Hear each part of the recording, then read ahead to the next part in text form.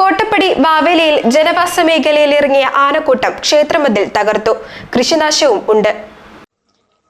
കോട്ടപ്പടി പഞ്ചായത്തിൽ എല്ലാ ദിവസവും കാട്ടാന ശല്യമുള്ള പ്രദേശമാണ് വാവേലി.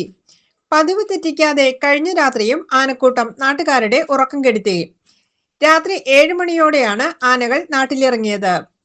കേളംപ്ലായി ദുർഗാ ഭഗവതി ക്ഷേത്രത്തിന്റെ മതിലും ആനയുടെ കടന്നുകയറ്റത്തിൽ തകർന്നു. കടന്ന് കുറെ നെല്ലും കുറെ സാധനങ്ങളൊക്കെ നശിപ്പിച്ച് വാഴത്തോട്ടത്തിലൂടെ കടന്ന് കാവിലേക്ക് കടന്നപ്പോൾ കപ്പത്തോട്ടത്തിൽ കടന്ന് എല്ലാം നശിപ്പിച്ച് ആന കടന്ന് നേരെ ഹോസ്റ്റലിലേക്ക് കടന്നു വരുന്നുണ്ട്. പിന്നെ അമ്പലങ്ങളിലെ കുറച്ച് മതിലുകളൊക്കെ നശിപ്പിച്ച് കളഞ്ഞിട്ടുണ്ട്. മതിലൊക്കെ പൊട്ടി. നിരവധി പേരുടെ കാർഷിക വിളകളും നശിച്ചു. ഓരോ ദിവസം കഴിയുന്തോറും ജനങ്ങളുടെ ഭീതി വർദ്ധിക്കുകയാണ്. ആനശല്യത്തിന് പരിഹാരം കണ്ടെത്തി സുരക്ഷിതത്വം ഉറപ്പാക്കണമെന്ന പതിവ് ആവശ്യം ആവർത്തിക്കാൻ മാത്രമാണ് ഇവർക്ക് കഴിയുന്നത്.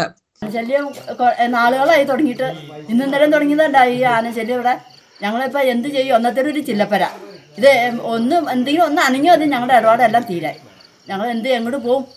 ആരും ഇതിനൊരു തീരുമാനത്തിലേക്ക് എത്തുന്ന ചോദിച്ചിട്ട് ഒരു പിടുത്തല്ല. ആരോട് ചോദിക്കും നമ്മള്? GTV news, Kottappadi.